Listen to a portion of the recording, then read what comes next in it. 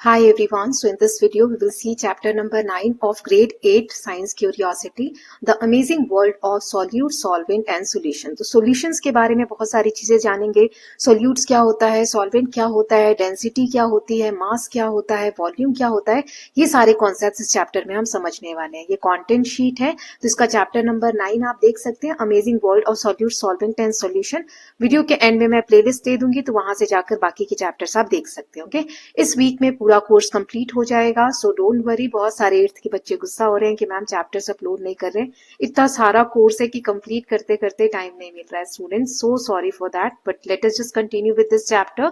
जल्दी सारा कवर हो जाएगा. Okay, the amazing world of solute, solvent and solution. ये जो आप पिक्चर देख रहे हैं ये हमारी हिस्ट्री का एक बहुत इंपॉर्टेंट इवेंट है जो हमारे इंडिपेंडेंस जो स्ट्रगल है उसमें ये बहुत इंपॉर्टेंट रोल प्ले करता है. ब्रिटिशर्स जो थे जिन्होंने हमारे ऊपर शासन किया, उन्होंने सॉल्ट पे टैक्स लगा रखा था, नमक पे टैक्स वसूलते थे वो हमसे. तो गांधी जी ने दांडी मार्च जो यात्रा है वो शुरू की और वहां पर उस जो मार्च है उसको कब खत्म किया, जब साबरमती से उन्होंने यहाँ दांडी जो जगह है वहां पर जाके खुद का नमक बनाया. और यहाँ यही इंपॉर्टेंट यहाँ पर इवेंट आपको दिखाया गया है. यहाँ पर प्रोब एंड पॉन्डर कुछ क्वेश्चंस हैं जैसे ये आपके मन में आने चाहिए. What do you think is happening in the picture above? क्या हो रहा है इस पिक्चर में? What happened when you add too much sugar to your tea and it stop dissolving? How can you solve this problem? आपने चाय ली, उसमें आप चीनी डाल रहे हैं, ठीक है, और इतनी ज्यादा चीनी डालते गए कि अब चीनी ऊपर दिख रही है चाय की, चीनी अब डिसॉल्व नहीं हो रही है, उसमें घुल नहीं रही है. तो फिर इस प्रॉब्लम को सॉल्व कैसे करेंगे? Then why do sugar and salt dissolve in water but not in oil? Sugar और सॉल्ट जो है वाटर में डिसॉल्व हो जाता है, चीनी या नमक आप पानी में डालते हैं तो घुल जाता है, लेकिन तेल में डालेंगे तो वो नहीं घुलेगा. इसका आंसर क्या है? Why is water considered a good solvent? Water को गुड सॉल्वेंट क्यों कहा जाता है? सबसे पहले तो सॉल्वेंट क्या होता है? तो जिसमें कोई चीज घुल जाए, है ना, जो ज्यादा मात्रा में हो. तो पानी में कोई भी चीज आसानी से घुल जाती है, जैसे कि अगर हम फ्यू एक्सेप्शन जैसे ऑयल वगैरह लें, तो ऐसा क्यों कहा जाता है गुड सॉल्वेंट वाटर को? Then why are water bottles usually tall and cylindrical in shape instead of spherical? आप जो भी वाटर बॉटल देखेंगे या लिक्विड को कंटेन करने का जो भी कंटेनर होता है वो इस तरीके से सिलेंड्रिकल शेप का होता है ना. ऐसा क्यों होता है? ऐसा गोल क्यों नहीं होता है? स्फेरिकल क्यों नहीं होता है? ऐसे कुछ क्वेश्चंस आपके मन में भी आने चाहिए. तो जैसे आप जब भी ये इवेंट्स देखते हैं कि शुगर हमने ऐड किया तो वो डिसॉल्व हो गया, या सॉल्ट हमने ऐड किया वो डिसॉल्व हो गया, ऑयल जब हम वाटर में डालते हैं तो वो डिसॉल्व नहीं होता, ऊपर एक तरीके की लेयर बन जाती है ना. इस तरीके से आप देख सकते हो. तो इन क्वेश्चंस के आंसर हम देख लेते हैं. वैसे आपके खुद के आंसर्स होने चाहिए कि जो पिक्चर का पूछा गया है कि इस पिक्चर में आप क्या देख पा रहे हैं, तो इसका आंसर है picture shows the Dandi march where Mahatma Gandhi protested against British salt tax and encourage Indians to make salt from sea water. इसके थ्रू उन्होंने लोगों को एनकरेज किया, इंडियंस को एनकरेज किया कि वो समुद्र के खारे पानी से खुद का सॉल्ट बना सकते हैं. ब्रिटिशर्स को खाने जैसे बेसिक सामान सॉल्ट पे भी टैक्स देने की जरूरत नहीं है. देन नेक्स्ट क्वेश्चन जो हमसे पूछा था कि अगर क्या हो चाय में आप बहुत ज्यादा चीनी मिला दे तो अब डिसॉल्व ही नहीं हो रहा है, तो और इस प्रॉब्लम को आप सॉल्व कैसे करेंगे? सो इसका आंसर है सोल्यूशन बिकम सैचुरेटेड. ये जो पॉइंट होता है जब चीनी आप इतनी ज्यादा डाल चुके हैं कि अब वो घुल नहीं रही है, आपको चीनी की ऐसे एज इट इज चीनी दिख रही है, तो उसे हम बोलते हैं saturation. Then heat the tea और ऐड मोर वाटर. अगर आप चाय में और पानी डाल देते हो या चाय को गर्म करने लगते हो तो चीनी जो है वो उसमें घुलने लग जाएगी. हाँ, ये जरूर है चाय बहुत हद से ज्यादा मीठी होगी लेकिन चीनी घुल जाएगी. वैसे आपको जो फॉर्म है सॉलिड फॉर्म में जो चीनी दिख रही होती है वो आपको नहीं दिखेगी. अब थर्ड वाले का आंसर देख लेते हैं कि चीनी और नमक जो है पानी में तो घुल जाता है लेकिन तेल में नहीं, क्योंकि इसके चीनी और जो सॉल्ट के मॉलिक्यूल्स होते हैं, जिन चीजों से मिलकर चीनी और सॉल्ट बना हुआ है, वो वाटर मॉलिक्यूल्स की तरफ आसानी से अट्रैक्ट होते हैं. Then why water considered good solvent? क्योंकि बहुत सारी चीजें जो है वो वाटर में आसानी से घुल जाती हैं. Water is a good solvent because it can dissolve many substances easily. Water bottles वगैरह जो होती है वो सिलेंड्रिकल क्यों होती है शेप में, स्फेरिकल वगैरह क्यों नहीं होती शेप उसकी? So cylindrical bottles are easier to hold, store and pour. ये कुछ कारण है कि उससे हम पानी आसानी से डाल सकते हैं, होल्ड आसानी से कर सकते हैं, उसको स्टोर आसानी से कर सकते हैं, इसलिए. ओके, नाउ नेक्स्ट है शेयर योर क्वेश्चंस। कुछ क्वेश्चंस आप ऐसे बनाइए जैसे how is salt formed from sea water, आखिर समुद्र के पानी से ये सॉल्ट बनता कैसे है। Why does temperature affects dissolving of sugar in water, अभी हमने देखा चाय को अगर हम गर्म करें तो चीनी ज्यादा भी होगी तो उसमें घुल जाएगी, तो ऐसा क्यों है, टेम्परेचर गर्म होने के बाद चाय में वो जो चीनी थी वो क्यों घुल गई या कैसे घुल गई। ये सारे क्वेश्चंस आपके मन में आने चाहिए इस चैप्टर को स्टार्ट करने से पहले। तो ये हो गया चैप्टर का इंट्रोडक्शन। अब चलिए एक्चुअल चैप्टर स्टार्ट करते हैं। So you must have taken ORS, oral rehydration solution. एक तरीके का जब हमें डिहाइड्रेशन हो जाता है, पानी की कमी होती है शरीर में, तो ORS का घोल होता है वो हम मिलाकर पानी में पीते हैं। So at some time in your life आपने भी कभी न कभी पिया होगा। ORS जो है यूज होता है डिहाइड्रेशन को, पानी की कमी को हम अगर हमारी बॉडी में कम हो जाए पानी तो उसको हम हाइड्रेशन को मेंटेन करने के लिए करते हैं। आपने क्लास 6 में ये पढ़ा भी था कि ORS बनाया कैसे जाता है। You may have wondered why every sip of your homemade ORS taste the same no matter how much you drink, why does it not taste salty in one sip and sweet in another. अब आपने मान लो ORS का घोल बनाया, अब चाहे आप एक घूंट पियो या पूरा पी जाओ, आपको टेस्ट इसका सेम ही लगेगा। अगर पूरे में चीनी ज्यादा है तो पूरे में चीनी ज्यादा लगेगी, या फिर ऐसा नहीं होगा कि एक घूंट आपने पिया तो नमक पता चल रहा है, अगले घूंट में नहीं पता चल रहा है, तो ऐसा नहीं होता। जब हमने इसमें नमक ऐड किया था तो वो नमक जो है वो पूरे में मिल गया था। ऐसा नहीं है कि किसी एक पार्ट में ग्लास में नमक आपको फील होगा दूसरे में नहीं होगा। ऐसा क्यों है? So this is because when you add sugar and salt to water they form a mixture in which components are evenly distributed throughout. मतलब जब आपने चीनी और नमक पानी में ऐड किया तो ऐसा नहीं है कि वो किसी एक जगह पे रह गया, इवनली मतलब अच्छे तरीके से पूरे जितना भी पानी है उसमें अच्छे से डिस्ट्रीब्यूट हो गया, बट गया। Then, can you predict whether this mixture is uniform or not? What happens when chalk powder is mixed with water? Does it form a uniform mixture? Now, ये जो फिगर है 9.1 यहाँ पर आप देख सकते हो, ये जो मिक्सचर है ये यूनिफॉर्म है या नॉन यूनिफॉर्म है, ये आपको बताना है। और ये बताना कि what happen when chalk powder या salt या सैंड जैसी जो कोई चीज है जैसे रेत वगैरह है, वो अगर आप पानी में डालोगे तो आप प्रिडिक्ट करो कि क्या होगा, क्या वो एक यूनिफॉर्म मिक्सचर बनेगा। सो यहाँ पर इसका आंसर दिया हुआ है when salt and sugar are mixed with water a uniform mixture is formed. जब नमक या चीनी हम पानी में मिलाते हैं तो एक यूनिफॉर्म मिक्सचर बनता है। यूनिफॉर्म मतलब कि आप इसमें देख नहीं पाएंगे कि चीनी कहाँ है या नमक कहाँ है, पूरा घुला हुआ है और आपको लगेगा सिर्फ पानी ही है इसमें, है ना। इसे हम यूनिफॉर्म कहते हैं, मतलब एक जैसे पूरा मिक्स हो गया है नमक या चीनी। लेकिन whereas when chalk powder और सैंड, लेकिन अगर चॉक पाउडर की बात करो या सैंड की बात करो, यहाँ देख सकते हो, या सॉ डस्ट जो लकड़ी से बारीक बुरादा निकलता है उसकी बात करो, सॉ डस्ट जिसे बोलते हैं, अगर उसे हम पानी में मिलाएं तो components are not evenly distributed. आप देखोगे पानी ऊपर अलग है और सॉल्ट अलग है ना। ऐसे ये चीजें पार्टिकल्स अलग है, पानी अलग है, अच्छे से पूरे में नहीं घुल रहा है, इवनली डिस्ट्रीब्यूट नहीं हो रहा है,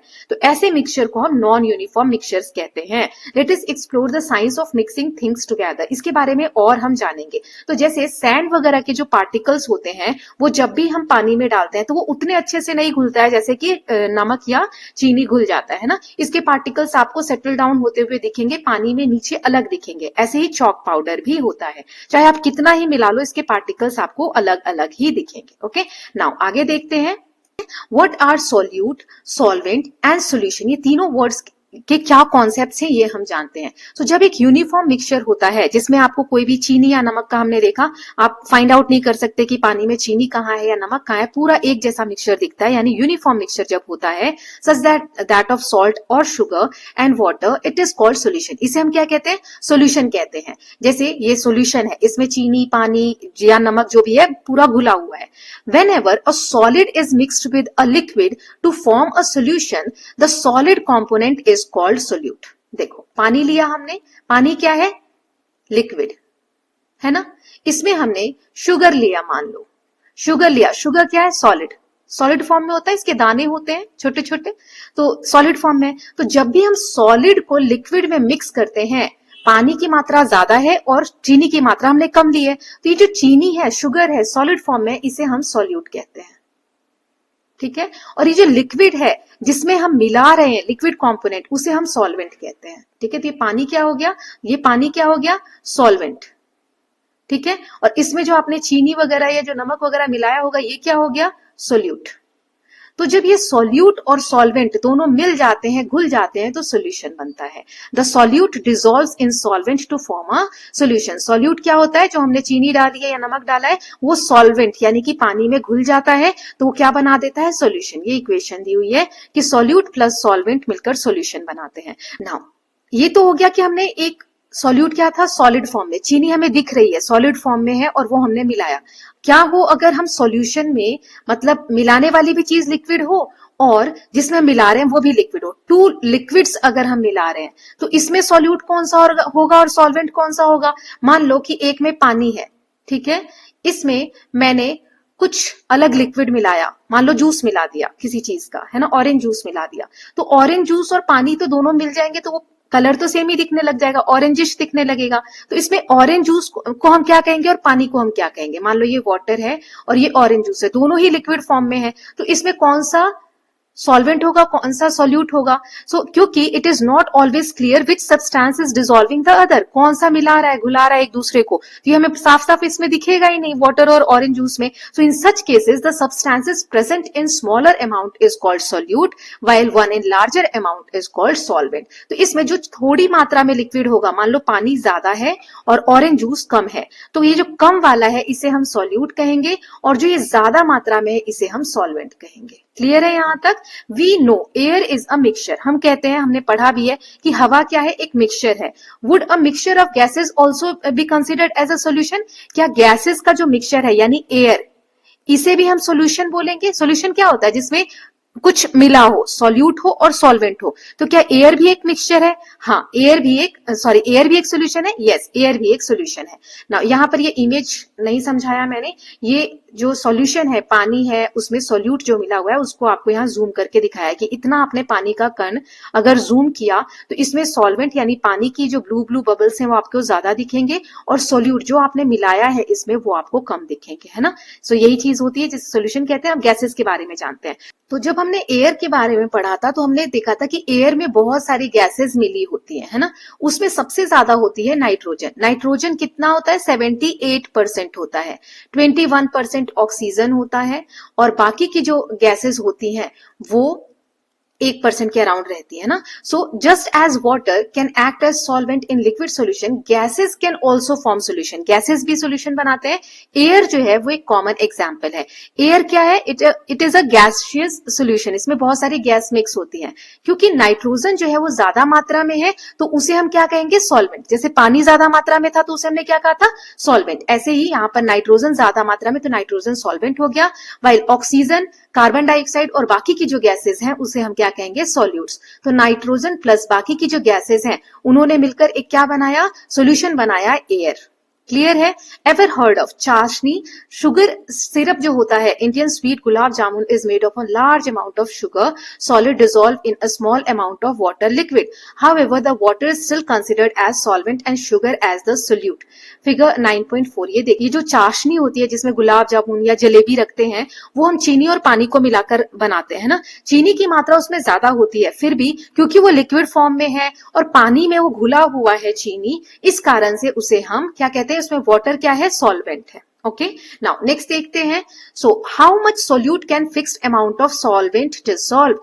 कितना सोल्यूट हम डालें तो सॉल्वेंट में अच्छे से डिसॉल्व हो जाए, मतलब कितनी चीनी आप डालोगे तो पानी में वो अच्छे से घुल जाए या चाय में अच्छे से घुल जाए, आपको अलग से ना दिखे। सो एक्टिविटी दी गई है, let us investigate what will happen if we keep on adding more salt in a given amount of water. आपने एक ग्लास मान लो पानी ले लिया, कितना भी पानी ले लिया, उसमें क्या हो अगर आप नमक ऐड करते ही जा रहे हो। So take a clean glass tumbler and fill it with half with water. एक ग्लास टम्बलर लो, उसमें आधा उसमें पानी डाल दो।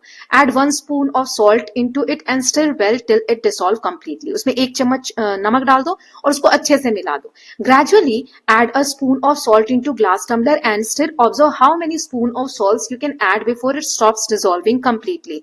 अब इसमें आप चीनी की एक चम्मच बढ़ाते जाओ, मिलाते जाओ, तब तक मिलाओ जब तक कि आप देखो कि स्टॉप हो जाए। अब नमक जो है वो घुल ही नहीं रहा है, ठीक है, नमक अब आपको अलग से दिख रहा है कि अब पानी में नमक है। Record your observation in table 9.1। यहाँ एक टेबल दिया हुआ है कि आपने 1 स्पून ऐड किया तो क्या रिजल्ट आया, 2 ऐड किया तो क्या हुआ, 3 ऐड किया तो क्या हुआ, ऐसे कब तक आप ऐड कर रहे हो तो जो पानी है वो डिसॉल्व, नमक जो है पानी में डिसॉल्व होना बंद हो गया।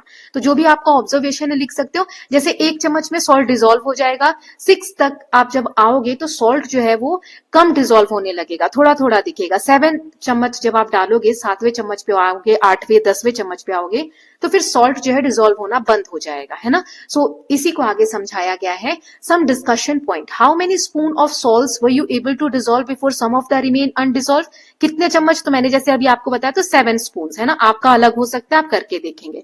सो ये क्या इंडिकेट करता है, capacity of water to dissolve salt, मतलब पानी की एक कैपेसिटी है कि वो कितना डिसॉल्व कर सकता है, कितनी मात्रा में नमक या चीनी को अपने अंदर घोल सकता है। So you might have observe that initially salt completely dissolve in water forming a solution. आप देखोगे जब ये आप एक्सपेरिमेंट कर रहे होगे तो नमक जो है वो घुल रहा है, इनिशियली मतलब शुरुआत में तो घुल रहा है, लेकिन after adding a few more spoon of salt stage comes when added salt does not dissolve completely and undissolved salt settle at the bottom. फिर आप देखोगे कि जो नमक बाद में नहीं घुल रहा है वो नीचे बॉटम में पड़ा हुआ है। So this indicate that water can no longer dissolve any more salt because it has reached its limit. इसका मतलब है पानी की अब लिमिट क्रॉस हो चुकी है, अब इससे ज्यादा सॉल्ट जो है वो डिसॉल्व नहीं कर सकता। Then the solution in which more solute can be dissolve at given temperature is called unsaturated solution. ऐसा सॉल्यूशन जिसमें आप अभी सॉल्ट और ऐड कर रहे हो और घुलता चला जा रहा है तो उसे हम कहते हैं अनसैचुरेटेड, मतलब अभी वो पॉइंट रीच नहीं हुआ है जहां पे घुलना बंद होगा। लेकिन however when the solute stop dissolving and begin to settle at the bottom, the solution is called saturated solution at the particular temperature। Temperature word यहाँ पर इंपॉर्टेंट है ना, यहाँ पर भी दिया हुआ था, ये रहा। तो क्यों ऐसा क्यों कहा जा रहा है, पर्टिकुलर टेम्परेचर पे, जैसे चाय वाला एग्जांपल हमने स्टार्टिंग में पढ़ा, चाय में चीनी आपको दिख रही है कि अब नहीं घुल रही, लेकिन जब आप गर्म करोगे तो घुलने लग जाएगी। तो एक पर्टिकुलर टेम्परेचर पे, मान लो ठंडा एक ग्लास पानी रखा है, इसमें जब तक नमक घुल रहा है तब तक उस पानी को हम कहेंगे अनसैचुरेटेड सॉल्यूशन, ठीक है। लेकिन जब आपको नमक अब घुल नहीं रहा, बॉटम में दिखने लग गया कि नमक की पार्टिकल्स अभी भी ऐसे ही के ऐसे पड़े हुए हैं, अब नहीं घुल रहा, इससे ज्यादा नहीं घुल सकता, तो उसे हम कहेंगे सैचुरेटेड, कि अब सैचुरेटेड पॉइंट आ गया, अब इससे ज्यादा उसमें नहीं घुल सकता, तो ये सॉल्यूशन कैसा है, सैचुरेटेड है। यहाँ देखो इमेज में आपको दिखेगा इस तरीके से नमक अनडिसॉल्व रह जाएगा। तो इसका मतलब ये नहीं कि ये वाला पानी जो है नमकीन नहीं है, बहुत ज्यादा नमकीन हो गया है। The amount of solute present in fix quantity, तो आई होप आपको ये क्लियर होगा सैचुरेटेड क्या होता है, अनसैचुरेटेड क्या होता है। सैचुरेटेड सॉल्यूशन जिसमें नमक अलग से दिखने लग जाए, और अनसैचुरेटेड में ये वाला जो नाम है ये इस वाले इमेज का है बेटा, सॉरी वो क्रॉप करने में गलत हो गया है, यहां पर आएगा, है ना। ये क्या है, अनसैचुरेटेड, जिसमें अभी आप और घोल सकते हैं, और ये है सैचुरेटेड। ओके, नाउ अब आगे रीड कर लेते हैं दोबारा से। So the amount of solute present in fix quantity of solution और solvent is termed as concentration. मतलब किसी भी सोल्यूशन में, एक ग्लास पानी में आपने एक नमक मिलाया, या ओआरएस घोल की हम बात कर रहे हैं, तो एक ग्लास पानी है, अब इस पानी में कितना आपने नमक डाला जो घुल गया, या कोई भी आप ले रहे हो ओआरएस का घोल ले लो, तो उसमें नमक की मात्रा कितनी है, चीनी की मात्रा कितनी है, उसे हम कहते हैं concentration. Depending upon the amount of solute present in fix quantity of solution it can be called dilute solution, और लेस अमाउंट ऑफ सोल्यूट, और concentrated solution more amount of solute. तो अब दो नाम और दो कॉन्सेप्ट हमने और यहां पर जाने, एक है डाइल्यूट और एक है कंसंट्रेटेड। अगर जो मात्रा हम मिला रहे हैं, मतलब नमक की मात्रा कम मिलाई है, ठीक है, किसी भी सॉल्यूशन में किसी भी कंसंट्रेशन को अगर नाप रहे हो, तो अगर जिस चीज को मिलाया है यानी सोल्यूट, नमक या चीनी जो भी आप मिला रहे हो, वो कम मात्रा में है तो उसे बोलेंगे डाइल्यूट, मतलब वो घुल गया। लेकिन जब वो घुल नहीं रहा है, ज्यादा मात्रा में आ गया, तो उसे हम बोलते हैं concentrated. Okay, dilute and concentrative are relative terms. So one can say in figure 9.1 the solution obtained by dissolving 1 spoon of salt is dilute as compare to obtained by dissolving 2 और मोर स्पून्स ऑफ सॉल्ट। देखो, ये जब मैंने concentrated बताया तो मैंने आपको समझाने के लिए कहा कि नमक या चीनी घुले नहीं तो कंसंट्रेट नहीं। जैसे एक ग्लास है, ठीक है, ये मैंने 2 ग्लास लिए, पानी लिया सेम क्वांटिटी में, इसमें 1 चम्मच मैंने नमक डाला तो वो तो घुल गया, 2 चम्मच नमक डाला तो भी घुल जाएगा, वो दिखेगा नहीं। तो ये क्या है, अभी भी दोनों क्या है, अनसैचुरेटेड है, मतलब और इसमें नमक हम घोल सकते हैं। क्लियर है, तो सैचुरेटेड अनसैचुरेटेड अलग हो गया। लेकिन अब डाइल्यूट और कंसंट्रेटेड को समझना हो इन दोनों में से, तो कैसे समझोगे, एक ये वाला जो है ग्लास, ये डाइल्यूट होगा एज कंपेयर टू दिस, ये क्या होगा, कंसंट्रेटेड होगा। ठीक है, क्योंकि इसमें कम मात्रा में, यहाँ पे लिखा है ना लेस अमाउंट ऑफ सोल्यूट है, सोल्यूट यानी कि मान लो सॉल्ट, इसमें 1 ही चम्मच है और इसमें 2 चम्मच सॉल्ट है, तो किसमें कम मात्रा में है, इसमें, तो ये क्या होगा, डाइल्यूट सॉल्यूशन होगा, और ये क्या होगा, कंसंट्रेटेड सॉल्यूशन होगा, क्योंकि इसमें मोर अमाउंट ऑफ सोल्यूट है। I hope it is clear. Can you now reflect which solution is more concentrated? आप बता सकते हो 2 चम्मच नमक मिलाया है 100 ml वाटर में, अब यही आप एग्जाम्पल ले लो, कौन सा इसमें डाइल्यूट होगा और कौन सा कंसंट्रेटेड होगा बताना। यहाँ 2 ग्लास है, ठीक है, 100 ml पानी है, एक में 100 ml यहां तक पानी है, ओके, इसमें 2 चम्मच आपने नमक मिला दिया। अब 4 स्पून, इसमें 4 चम्मच आपने पानी मिलाया, ठीक है, और इसमें पानी कितना है, ये 100 ml है, यहाँ 50 ml दिया, मतलब पानी सिर्फ इतना है, इससे कम है, आधा है, तो बताओ कौन सा डाइल्यूट होगा और कौन सा कंसंट्रेट होगा, तो ये डाइल्यूट होगा, क्योंकि इसमें पानी भी ज्यादा है और नमक कम मिलाया है, और ये पानी की मात्रा भी कम है और इसमें ज्यादा नमक मिलाया है ना, तो ये क्या होगा, कंसंट्रेटेड होगा। From activity 9.1 we can say that maximum amount of solute that dissolve in a fix quantity of solvent is called solubility. अब सॉल्युबिलिटी मतलब क्या होता है, देखो बहुत सारे टर्म्स आ रहे हैं बेटा, ये एक एक टर्म पे क्वेश्चंस बनेंगे आपके एग्जाम में, तो सारे टर्म्स में अच्छे से समझा रही हूँ, प्लीज शॉर्ट नोट्स बनाना। वैसे तो रिवीजन वाला जो वीडियो होता है, मतलब ये चैप्टर खत्म होगा, इसके बाद जो एक मैं बनाती हूँ एक्स्ट्रा नोट समरीज वगैरह के लिए, उसमें सारे कॉन्सेप्ट्स मैं दे दूंगी, ओके। चलिए, सॉल्युबिलिटी क्या होती है, जब मैक्सिमम अमाउंट ऑफ सोल्यूट आप डिसॉल्व करा सको कि उसके बाद अब और डिसॉल्व नहीं हो रहा, तो कितना तक डिसॉल्व हो रहा है, उसी को हम कहते हैं सॉल्युबिलिटी। कि मान लो कि 1 ग्लास है, इसमें 4 चम्मच जब तक मैंने चीनी मिलाई तब तक तो ये घुल रही थी, लेकिन उसके बाद नहीं घुल रहा है, तो हम क्या बोलेंगे, इस 1 ग्लास पानी की सॉल्युबिलिटी कितनी है, 4 स्पून ऑफ सॉल्ट, ठीक है, उसी को हम सॉल्युबिलिटी कहते हैं। क्या टेम्परेचर इफेक्ट करता है सॉल्युबिलिटी को, सॉल्यूट के? यस, हमने चाय वाला एग्जांपल देखा था कि कप में चाय है, अब चीनी अब नहीं घुल रही है, लेकिन जब उस चाय को आप फिर गर्म करने लगोगे तो चीनी घुलने लगती है, तो यही क्या है, टेम्परेचर बढ़ा, उस चाय का टेम्परेचर या लिक्विड का टेम्परेचर हमने बढ़ाया, तो और ज्यादा उसमें सोल्यूट को हम मिक्स कर पा रहे हैं, है ना, तो टेम्परेचर इफेक्ट करता है, उसी को आगे समझाया गया है ना। तो कैसे टेम्परेचर इफेक्ट करता है, चलिए पढ़ते हैं। लेटेस्ट एक्सपेरिमेंट डेमोन्स्ट्रेशन एक्टिविटी दी गई है, केयरफुल रहना है हीटिंग डिवाइसेस को यूज करते वक्त। 50 ml आप पानी लीजिए एक ग्लास बीकर में, ठीक है, and measure it temperature using a laboratory thermometer से 20 डिग्री सेल्सियस। मान लो कि इसमें जो पानी है उसको हमने थर्मामीटर से नापा, इसका जो टेम्परेचर है वो 20 डिग्री सेल्सियस है। अब इसमें 1 चम्मच बेकिंग सोडा आप ऐड कर दो, जिसे सोडियम हाइड्रोजन कार्बोनेट भी कहते हैं, और स्टिर करो, मतलब मिलाते रहो जब उसमें घुल जाए, जब तक, है ना। देन अब फिर से continue adding small amount of baking soda while stirring till some solid baking soda is left undissolved at the bottom of the beaker. तब तक इसमें सॉलिड जो बेकिंग सोडा है वो ऐड करते रहो जब तक कि घुलना बंद ना हो जाए, जैसे हमने नमक का एग्जाम्पल देखा, बॉटम में ये रहने ना लग जाए। अब आगे क्या दिया हुआ है, नाउ ये देखो, इसमें हमने डाला है ना, यहाँ पर बचा हुआ है इसमें, now heat the content eight 250 degree Celsius while stirring. अब इसको आप हीट करने लग जाओ, है ना, यहाँ पर देख सकते हो स्पिरिट लैंप है, ये स्टैंड है आपका ट्राइपॉड, फिर वाटर कंटेनिंग बेकिंग सोडा है, फिर ग्लास रॉड है, बीकर है, ये सारी चीजें आप देख सकते हो। सब इसमें क्या करो, इसको गर्म करने लग जाओ। अभी 20 डिग्री सेल्सियस था टेम्परेचर पानी का नॉर्मल में, हमने इसको 50 डिग्री सेल्सियस तक गर्म कर दिया। What happened to the undissolved baking soda, अब क्या होगा, जो सोडा अनडिसॉल्व था, नहीं डिसॉल्व हुआ था, आप ऑब्जर्व करोगे कि वो डिसॉल्व होने लग गया। अब गर्म पानी में आप और ऐड करते रहो बेकिंग सोडा और स्टिर करते रहो टेम्परेचर पे, फिर क्या होगा, 50 डिग्री सेल्सियस पे भी बहुत समय तक तो घुलेगा, लेकिन कुछ देर बाद फिर अनडिसॉल्व रहने लग जाएगा, उस टेम्परेचर पे भी कुछ जो सोडा है वो बाद उसमें बचने लग जाएगा। तो फिर क्या करो, हीट द कंटेंट फर्दर, अब उसको 50 डिग्री सेल्सियस से गर्म करते करते उसका टेम्परेचर पानी का बढ़ा दो 70 डिग्री सेल्सियस तक, फिर स्टिर करो, मिलाओ।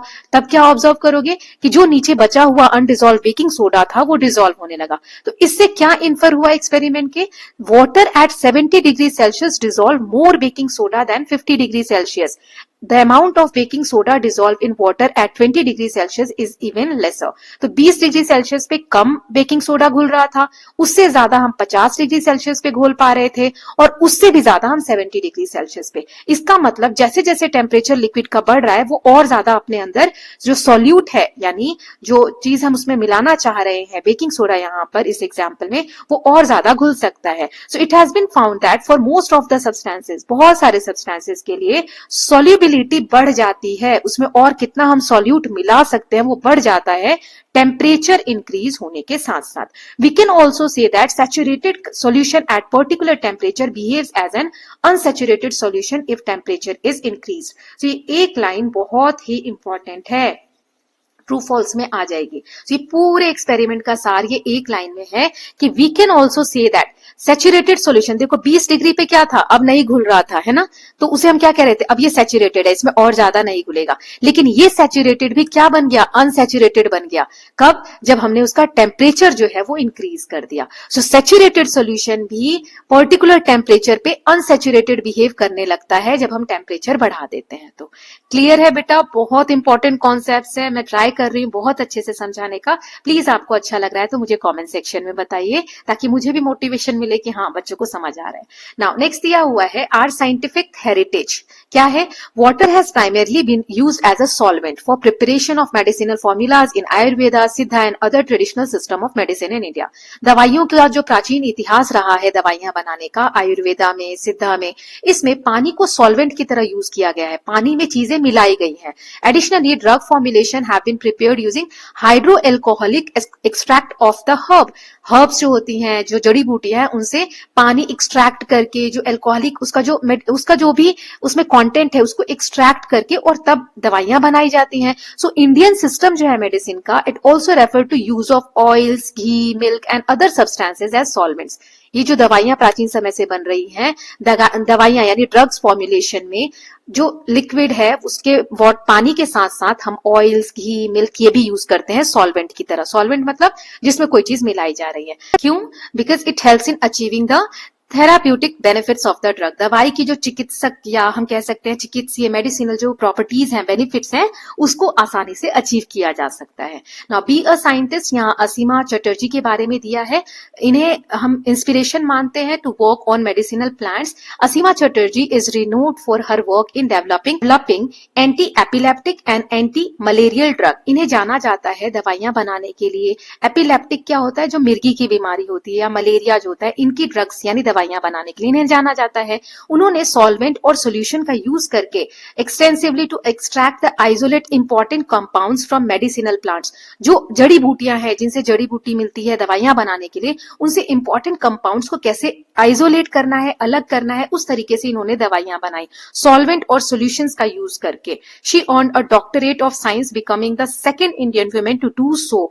उन्होंने डॉक्टरेट साइंस में हासिल की, सेकंड वुमेन बनी वो इंडिया में ऐसा करने वाली। किसके बाद? जानकी अमाल के बाद। She became the first women to receive Shanti Swarup Bhatnagar award in the field of chemical science. ये पहली महिला बनी जिन्हें शांति स्वरूप भटनागर अवार्ड मिला, जो केमिकल साइंस के फील्ड में मिलता है, और पद्म भूषण से भी ऑनर किया गया है। Now this girl is thinking, do gases also dissolve in water? क्या पानी में भी गैसेस डिसॉल्व होती हैं? पानी है उसमें भी क्या गैसेस डिसॉल्व होती हैं? इसी को आगे जानते हैं। सॉल्युबिलिटी इन गैसेस, मतलब गैसेस में क्या सॉल्युबिलिटी होती है। मैनी गैसेस, चाहे ऑक्सीजन हो, वो वाटर में डिसॉल्व होती हैं। Oxygen dissolve in water only to small extent. पानी है उसमें ऑक्सीजन थोड़ी मात्रा में ही डिसॉल्व हो सकती है। Even though present in minute quantity, it is this dissolve oxygen that sustain all aquatic life including plants, fishes and other organism.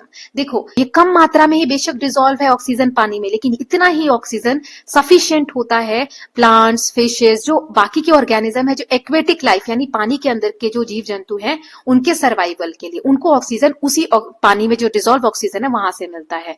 तो क्या is the mixture of gases in water a uniform और non uniform? पानी में जो gases मिली हुई है, जैसे oxygen मैं बोल रही हूँ पानी में होता है, तो क्या ये यूनिफॉर्म मात्रा में होता है कि नॉन यूनिफॉर्म, कि पानी के इस हिस्से में ज्यादा ऑक्सीजन हो जाएगा, इस हिस्से में कम ऑक्सीजन? नहीं, ऐसा नहीं है। It is uniform mixture because gases dissolve evenly in water to form a solution. ये जो सोल्यूशन है पानी का और गैसेस का, ये यूनिफॉर्म होता है, क्योंकि पूरे पानी जितना भी है यहाँ, जिस भी जगह का हम कंपैरिजन कर रहे हैं, उसमें हर जगह पर ऑक्सीजन लेवल सेम होगा। क्या टेम्परेचर इफेक्ट करता है गैसेस की सॉल्युबिलिटी को लिक्विड में? मान लो पानी ज्यादा गर्म कर दिया, तो क्या इसमें गैसेस, मतलब ऑक्सीजन का ही अगर एग्जांपल आप ले रहे हो, तो क्या अगर ये पानी मान लो ठंडा है, कोल्ड है, तो मान लो ऑक्सीजन इतना है, ठीक है। तो क्या ये पानी अगर मैं हॉट कर दूं तो ऑक्सीजन की मात्रा बढ़ जाएगी या ऑक्सीजन की मात्रा कम हो जाएगी इसके कंपैरिजन में? So it has been observe that solubility of gases generally decreases at temperature increase. जितना टेम्परेचर बढ़ेगा तो जो सॉल्युबिलिटी है, पहले ऑक्सीजन इतना घुल रहा था तो अब ऑक्सीजन और कम घुलेगा, ये गलत हो जाएगा, ज्यादा नहीं होगा। So more oxygen can dissolve in cold water. ठंडे पानी में ज्यादा ऑक्सीजन घुलेगा और कम ऑक्सीजन घुलेगा जब पानी गर्म होगा। तो ensuring sufficient oxygen for aquatic life. On the other hand जब पानी गर्म होगा तो सॉल्युबिलिटी जो है ऑक्सीजन की वो कम हो जाएगी, मतलब अब पानी में ऑक्सीजन जो है कम घुलेगा। क्लियर है? Now next, this boy is saying now I understand that mixture we use can be of two type. Mixture दो तरीके के होते हैं, यूनिफॉर्म, नॉन यूनिफॉर्म। यूनिफॉर्म वो जिसमें हम सॉल्यूशन जो देख रहे हैं वो जो ऐसा मिक्सचर होता है जिसमें कंपोनेंट्स अलग से सेपरेटली नहीं दिखते, जैसे पानी और नमक। इसमें सॉल्यूशन में नमक और पानी अलग अलग नहीं दिख रहा, घुला हुआ है। नॉन यूनिफॉर्म जिसमें हम अलग से देख सकते हैं विद नेकेड आई और मैग्नीफाइंग डिवाइसेस। हम ऐसे भी देख सकते हैं बिना किसी लेंसेज वगैरह के, या फिर लेंसेज के थ्रू देख सकते हैं, जैसे कि सैंड एंड वाटर, इनको हम अलग से देख सकते हैं। तो ये क्या है? Non uniform mixture. Now this girl is saying I observe that in some non uniform mixture such as sawdust in water, sawdust floats, whereas in the mixture of sand and water, sand sinks. I wonder why that happened. अब यहाँ पर बहुत important concept दिया हुआ है। देखो, अभी मैंने सैंड वाला आपको दिखाया, ये वाला जो इमेज चैप्टर के स्टार्टिंग में आपको दिया हुआ था, जो वाला, इसमें वो लड़की कह रही है कि जब सैंड मिलाया इस वाले में तो सैंड तो पानी के नीचे बैठ गया, लेकिन सॉडस्ट, लकड़ी का जो छोटा पार्टिकल होता है वो मिलाया तो पानी में ऊपर तैर रहा है। ऐसा क्यों होता है? तो अब यहाँ पर हमारा नया कॉन्सेप्ट आने वाला है, तो चलिए देखते हैं। तो ऐसा क्यों होता है? वाई डू ऑब्जेक्ट्स फ्लोट्स और सिंक इन वाटर? पानी में कुछ चीजें ऊपर तैरने लगती हैं, कुछ चीजें अंदर डूब जाती हैं, ऐसा क्यों होता है? So you must have observed that some objects float while others sink in water. You may have noticed that while washing rice, husk particle present in rice floats on the surface of water while rice sink to the bottom of the container. Why does this happen? If you add oil to water, it floats on water. Generally, it is believed that objects float in liquid are lighter and other that sink are heavier than the liquid. So इस पूरे का सार क्या है? यहाँ तक तो यही कहा है जो मैंने बताया कि कुछ चीजें डूब जाती हैं, कुछ चीजें तैरती हैं। जैसे कि चावल अगर आप धोते हो तो चावल में जो हस्क है, उसका जो छिलका है, वो तो ऊपर पानी के साथ तैरने लगता है और उसको हम निकाल देते हैं, और जो चावल के दाने हैं वो नीचे सेटल हो जाते हैं, सिंक हो जाता है और वो नहीं डूबता और उसे हम अलग से छान लेते हैं। ऐसा क्यों होता है? और ऑयल जब आप ऐड करते हो, मैंने ऑयल वाला एग्जाम्पल आपको दिखाया था, तो वो ग्लास में डालते ही क्या होता है? वो पानी के ऊपर तैरने लग जाता है, इस तरीके से ये ऐसे तैरने लगता है। तो ऐसा कहा जाता है, इट इज बिलीव कि पानी में जो चीजें लाइटर हैं, मतलब जो हल्की हैं, वो तैरने लगती हैं, फ्लोट करने लगती हैं, और जो भारी हैं वो डूब जाती हैं, सिंक हो जाती हैं। A wooden stick and an iron rod may be of the same size. एक लकड़ी लो और इसी साइज का आप आयरन लो, लोहा लो, तो लकड़ी जो है वो तैरने लगेगी, लेकिन आयरन जो है वो हैवियर फील होगा और वो डूब जाएगा। When we say that iron is heavier than wood, we are referring to special property known as density. तो यहाँ पर हम कौन सा कॉन्सेप्ट पढ़ने वाले हैं? डेंसिटी। जब हम कह रहे हैं कि लकड़ी जो है एज कंपेयर टू आयरन, लोहे के कंपेरिजन में हल्की है, तो इसे हम क्या कह रहे हैं कि आयरन की जो डेंसिटी है वो ज्यादा है, विच describe the heaviness of the object.